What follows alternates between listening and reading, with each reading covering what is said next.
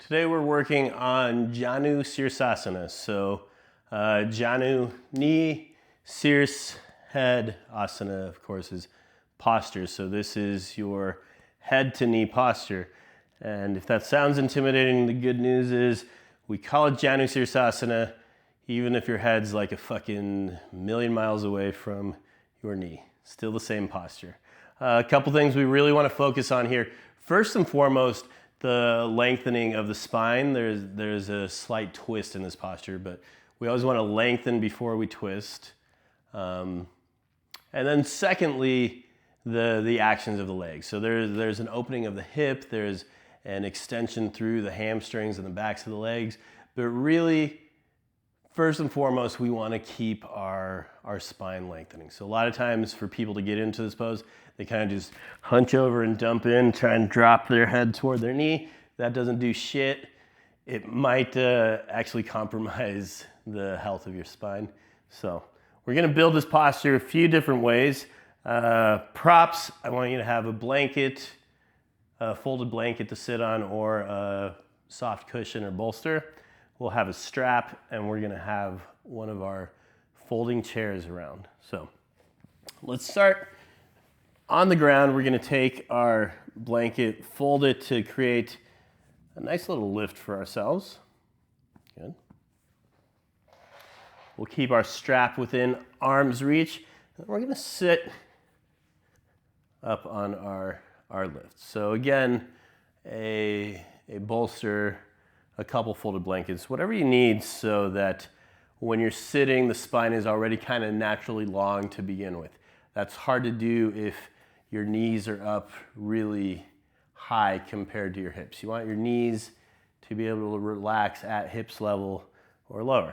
Let's begin with our left leg extending out long in front of us. Good. And then our right foot is going to draw into the inside of our left thigh. We want to draw the right heel up and in as far as we can toward the groin, but if this feels like too much, you can have the leg a little bit further down, just not on your knee joint. So anywhere except the joint, bring the foot in to your comfort level. Here, already, if you feel like you need some added support, you can stack extra props underneath your right knee. Like me, I happen to have really open hips, but you might not. So props underneath the leg to support if you'd like. Good. Now you'll notice when you're sitting here like this, sternum's kind of just pointing off into space somewhere over there. We want our sternum facing our toes, but this is what I was talking about with first and foremost the lengthening of the spine. So to achieve this, we're going to bring our hands just behind us, fingertips pressed down. We're going to roll the shoulders back, lift up through the sternum, pull the belly in. Good. So now we have all this length in the spine. We're going to keep that length as we turn to face the left toes. Really good. Now, should add a couple things. If you feel like your left knee is locking or hyperextending, you can take a soft bend. You can slide another blanket under there for support. Very good. Now, we'll start with, I guess, the least prop intensive variation. We're sitting on a lift, but that's all we'll do for now. I want you to, sternum's facing the toes, just simply bring your hands forward now. Drag your fingertips down. Good. So reach your fingertips down, drag them back toward you. Shoulders roll back. The sternum lifts. Take an inhale. Exhale, start to walk the hands forward while keeping the shoulders back away from the ears. Slight tuck of the chin lengthens the back of the neck, belly scoops in. Good. And this is our first variation. Again, I want you to avoid the tendency to just kind of dump into the shoulders, drop your head toward your knees. That's not what we're going for. We're going for almost two straight lines. The spine creates one line up, the leg creates the other line. So, shoulders back, sternum forward. Not so concerned how far forward you're folding, as much as I am, that you're maintaining the integrity of the spine. Good. From here, if you're able to reach the foot, you can grab it, but again, if you're hunching into the shoulders, you've gone too far. Draw the shoulders back, lift the sternum. Otherwise, just keep the fingertips by the sides of the legs. Take a couple breaths. Good. Then let's walk ourselves back up. Simple enough. Second side, same as the first. Right leg's gonna extend. Left foot draws to the inside of the thigh. We're trying to work the heel up and in toward the groin as much as we can, but if it's too much, further down the leg is fine. Support underneath the left leg is fine. And again, as we start sitting, sternum's floating in space somewhere here by itself. Bring your fingertips behind you. Roll the shoulders back. Press into the fingertips. Lengthen the sides of the trunk. Keep that length as you turn. Parsva. This is a slight twisting motion here. Good. Now walk the hands forward. Sternum in line with the toes. Drag the fingertips down. Roll the shoulders back. Good. Lengthen the spine, inhale. Exhale, slide the fingers forward, keeping the shoulders back, sternum forward as you hinge. Then a slight tuck of the chin to lengthen the back of the neck.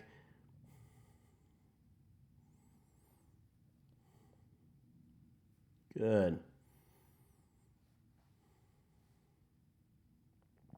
Now, you can stay where you are, you can fold further forward, perhaps reaching for the foot, but again, remember, if you're dumping into the upper back, you've gone too far. Roll the shoulders back, reach the sternum forward.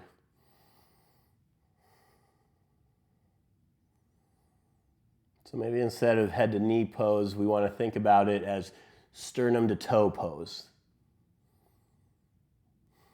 which sounds even more impossible, but you get the gist. We're lengthening through the spine rather than dumping down. Good. Release yourself back up. Good. Set up our legs again for the first side. Left leg out, right foot in. This variation, very simply, we're going to take a strap to the foot instead of our hands. You can wrap your hands around the strap once. Extend out through the heel. And then press the mount of the foot into the strap. As you draw the shoulders back, widen the collarbones, lift through the sternum. Now you might notice with the strap, you don't have to hinge quite as far forward until you're feeling it in the back of your leg. That is fantastic news for your spine, right? Elbows out, collarbones widen. You can walk your hands down your strap, slight tuck of the chin, lengthen the back of the neck.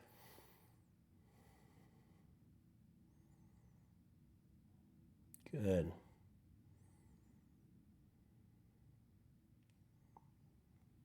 Let's bring ourselves back up. And take the strap variation to the second side. Right leg extends, left foot draws in. Strap to the bottom of the foot. Wrap the hands around. Good. Extend through the heel, press the mount of the foot into the strap.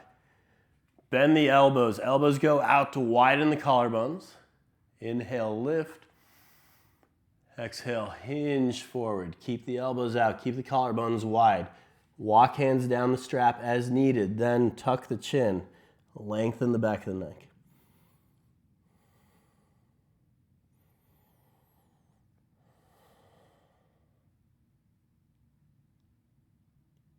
Very good. Let's release back up, release the strap off to the side. We'll take 2 more quick variations. Excuse me, one, no additional props, one with the chair. Left leg out, right foot in. This time we're gonna bend the left knee. Bring the foot flat to start. Interlace fingers at the top of the shin, just under the knee. And use that to help you find that nice tall spine. Pull the palms into the shin. Good. Keep that long spine. Keep the torso sort of connected to the thigh as you reach down and grab the bottom of your foot. Tug into the foot. Good. Now from here you can work on straightening the leg, lengthening the leg forward. I want you to try and focus on the shoulders staying back, the torso and the thigh staying connected.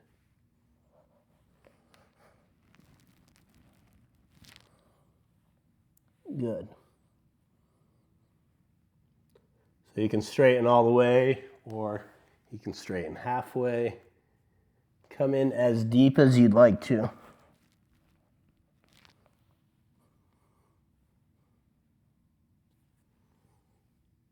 Good. Let's find that on our second side. Right leg out, left foot in. Bend the knee, hug the shin in, lengthen the spine up, then grab the bottom of the foot. Good.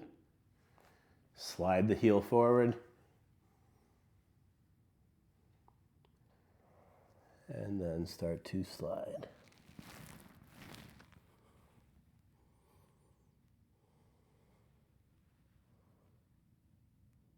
Remember, you can straighten the leg a little bit, you can straighten the leg all the way. Play around with your appropriate level. Good. Final variation for today. We're going to take our folding chair, face it in towards us. Left leg out, right foot in. Now, left foot's going to come to that bottom bar by the back legs of the chair. We're going to take hold of the chair, press the foot into the bottom bar as you pull the hands into the seat and the front legs, sort of this triangle that's created here, right? Pull into that to help lift up. Good. Now this time, instead of focusing on folding forward, I want you to think about lifting the sternum up by walking the hands up the sidebars of the chair. Good. So notice how the chair helps facilitate this lengthening of the spine and kind of helps take us out of this knee to forehead obsession, right? Second side, same as the first. Right leg extends, left foot draws in. Press the foot into the bottom bar. Pull the hands into, again, sort of this triangle by the front leg and the seat of the chair. Lift, lift, lift. Then walk your hands up as high as you can. Lengthen the spine upwards.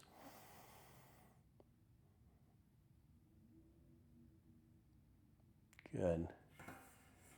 And release. There you go. Handful of variations on Janu Sirsasana. We'll see you tomorrow.